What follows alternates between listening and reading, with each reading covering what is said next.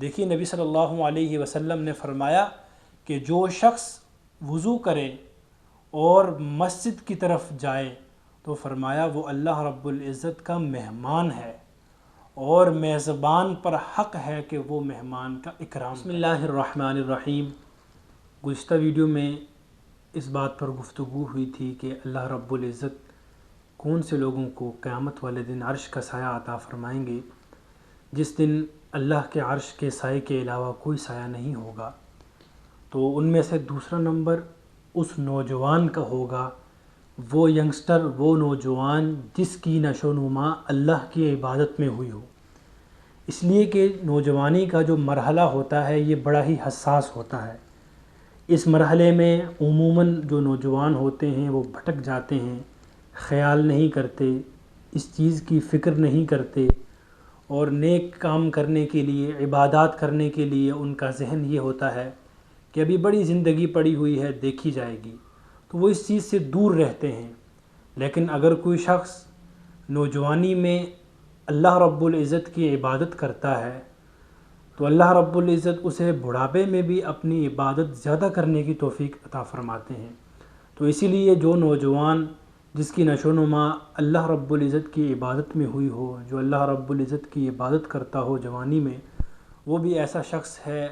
خوش نصیب کہ جسے اللہ رب العزت قیامت والے دن عرش کا سایہ عطا فرمائیں گے۔ دیکھیے نا، قرآن مجید میں اللہ رب العزت نے نوجوانوں کی تعریف کی ہے، وَرَبَطْنَا عَلَىٰ قُلُوبِهِمْ إِذْ قَامُوا فَقَالُوا رَبُّنَا رَبُّ السَّمَاوَاتِ وَالْأَرْضِ لَن نَّدْعُوَ مِن دُونِهِ إِلَٰهًا لَّقَدْ قُلْنَا إِذًا شَطَطًا، کہ اللہ رب العزت نے فرمایا کہ ہم نے ان کے دلوں کو مضبوط رکھا کہ جب وہ کھڑے ہوئے اور کہا کہ ہمارا رب وہ رب ہے کہ جو زمین و آسمان کا رب ہے،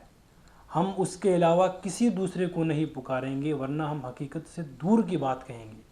یہ ان نوجوانوں کا واقعہ اللہ رب العزت نے بیان فرمایا۔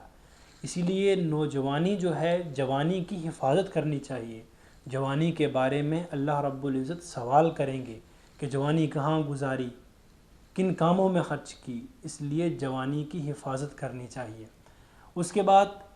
تیسرا شخص وہ ہے کہ جس کا دل مسجد میں اٹکا رہے، کہ جو مسجد میں جس کا دل اٹکا رہے، مسجد کے ساتھ اس کا تعلق مضبوط ہو۔ جن لوگوں کا بھی دل اللہ کے گھر کے ساتھ جڑا ہوا ہوگا وہ لوگ ہیں کہ جن کو اللہ رب العزت قیامت والے دن عرش کا سایہ عطا فرمائیں گے،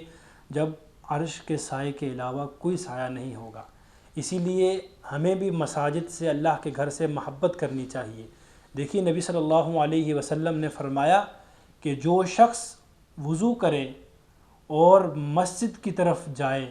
تو فرمایا وہ اللہ رب العزت کا مہمان ہے اور میزبان پر حق ہے کہ وہ مہمان کا اکرام کرے۔ کہ اللہ رب العزت کے وہ لوگ مہمان ہوتے ہیں کہ جو مساجد میں وضو کر کے جاتے ہیں، اور میزبان جو ہے وہ ان کا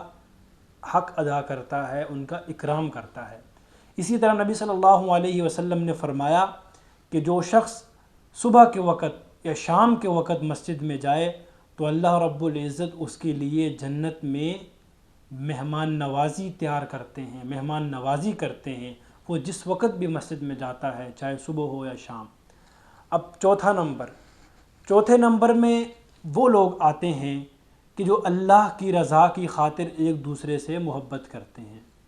کہ کوئی عہدہ، کوئی منصب، کوئی لالچ نہیں ہوتی، صرف اللہ کی رضا کی خاطر وہ ایک دوسرے کے ساتھ محبت کرتے ہیں۔ تو اللہ رب العزت ان لوگوں کو بھی قیامت والے دن عرش کے سائے میں جگہ عطا فرمائے گا، جس دن اللہ کے عرش کے سائے کے علاوہ کوئی سایہ نہیں ہوگا۔ نبی صلی اللہ علیہ وسلم کا فرمان ہے، آپ صلی اللہ علیہ وسلم نے فرمایا قیامت والے دن اللہ رب العزت فرمائیں گے کہ آج میری خاطر محبت کرنے والے کہاں ہیں، میں انہیں اپنے سائے میں جگہ دیتا ہوں، جبکہ آج میرے سائے کے علاوہ کوئی سایہ نہیں ہے۔ کہ اللہ رب العزت خود اعلان فرمائیں گے۔ اسی طرح آپ صلی اللہ علیہ وسلم نے فرمایا، اللہ رب العزت فرماتے ہیں کہ میری محبت ان لوگوں کے لیے واجب ہو جاتی ہے جو میری رضا کی خاطر ایک دوسرے سے محبت کرتے ہیں، ایک دوسرے سے مل بیٹھتے ہیں، ایک دوسرے کی زیارت کرتے ہیں اور ایک دوسرے پر خرچ کرتے ہیں۔ تو اللہ رب العزت ہمیں بھی ایک دوسرے کے ساتھ اللہ کی رضا کی خاطر محبت کرنا نصیب فرمائے۔ پانچواں وہ شخص ہے کہ جسے ایک عورت جو بڑی مالدار ہو، عہدیدار ہو، خوبصورت ہو، وہ اسے زنا کی طرف بلائے، لیکن وہ اللہ سے ڈر جائے، اللہ کا خوف اس کے دل میں آ جائے اور اللہ سے ڈرتے ہوئے وہ اس عورت کی طرف نہ جائے اور وہ زنا سے بچ جائے، تو ایسے شخص کو بھی، ان لوگوں کو بھی اللہ رب العزت عرش کا سایہ عطا فرمائیں گے قیامت والے دن۔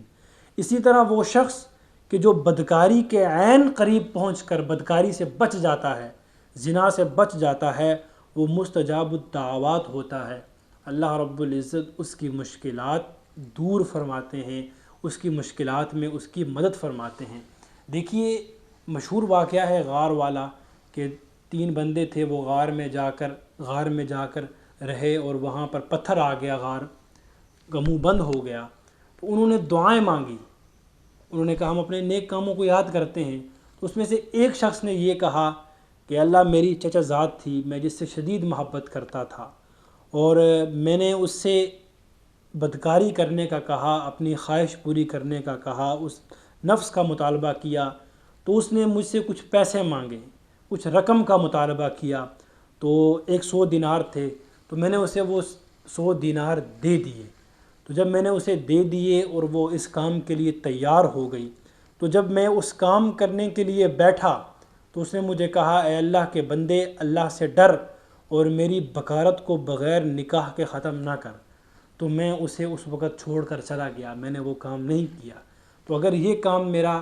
صحیح تھا، اگر میں نے تیری رضا کی خاطر یعنی کہ اس سے میں دور ہٹا تھا، تو اس ہماری مشکل میں ہماری مدد فرما۔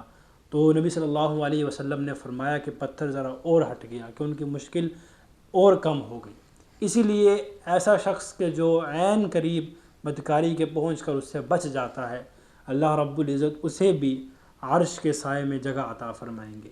چھٹا وہ شخص ہے کہ جو خفیہ طور پر صدقہ دیتا ہے، خفیہ طور پر صدقہ دے، کہ اس طرح صدقہ دے کہ دائیں ہاتھ صدقہ دے، بائیں ہاتھ کو پتہ بھی نہ چلے۔ اب اس کا حقیقی معنی مراد نہیں لینا کہ انسان بائیں ہاتھ کو چھپا لے، مطلب یہ ہے کہ اتنے خفیہ طریقے سے دے کہ کسی کو پتہ ہی نہ چلے۔ قرآن مجید میں اللہ رب العزت نے فرمایا وَإِن تُخْفُوهَا وَتُؤْتُوهَا الْفُقَرَاءَ فَهُوَ خَيْرٌ لَكُمْ، کہ اگر صدقات تم پوشیدہ دو اور دو بھی اہل حاجت کو تو یہ خوب تر ہے، بہت اچھا ہے۔ اسی طرح نبی صلی اللہ علیہ وسلم نے فرمایا خفیہ طور پر صدقہ کرنا اللہ رب العزت کے غضب کو بجھاتا ہے۔ اسی طرح نبی صلی اللہ علیہ وسلم کا فرمان ہے کہ قیامت والے دن صدقے کا اپنا سایہ ہوگا۔ آپ صلی اللہ علیہ وسلم نے فرمایا کہ لوگوں کے درمیان فیصلہ ہونے تک ہر آدمی اپنے صدقے کے سائے تلے ہوگا، کہ جو صدقہ اس نے کیا ہوگا اس کا اس پر سایہ ہوگا۔ اسی طرح نبی صلی اللہ علیہ وآلہ وسلم نے ہمیں بتایا کہ صدقہ جو ہے وہ اللہ کے غیظ و غضب کو بجھاتا ہے، اس لیے انسان کو مدد کرنی چاہیے، لوگوں کی ہیلپ کرنی چاہیے، اور صدقہ بھی دینا ہے تو لوگوں کے سامنے نہ دے بلکہ چھپ کر دے، کسی کو پتہ بھی نہ چلے۔ ساتواں شخص جس کا نبی صلی اللہ علیہ وسلم نے تذکرہ فرمایا، کہ ان لوگوں کا ذکر فرمایا کہ جو اللہ رب العزت کی یاد میں بیٹھ کر رویا اور اس کی آنکھ سے آنسو نکل آئے۔ کس طرح وہ اللہ کی یاد میں بیٹھا، اس نے اللہ کو یاد کیا کہ اس کی آنکھوں سے آنسو بہہ نکلے، تو اس شخص کو بھی اللہ رب العزت قیامت والے دن عرش کا سایہ عطا فرمائیں گے۔ نبی صلی اللہ علیہ وسلم نے فرمایا کہ 2 آنکھیں ایسی ہیں کہ جنہیں جہنم کی آگ نہیں چھوئے گی۔ 2 آنکھیں، ایک وہ آنکھ جو اللہ کے ڈر سے رو دی، کہ اللہ کے ڈر کی وجہ سے آنسو نکل آئے، اللہ اس آنکھ کو بھی جہنم سے دور رکھیں گے، اور دوسری وہ آنکھ جو اللہ کے راستے میں پہرا دیتی ہے رات کے وقت، کہ آپ حفاظت کرتے ہیں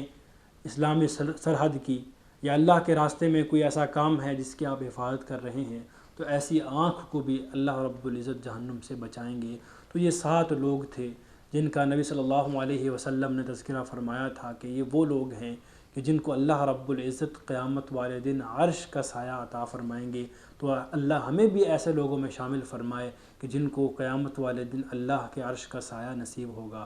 وآخر دعوانا ان الحمد للہ رب العالمین.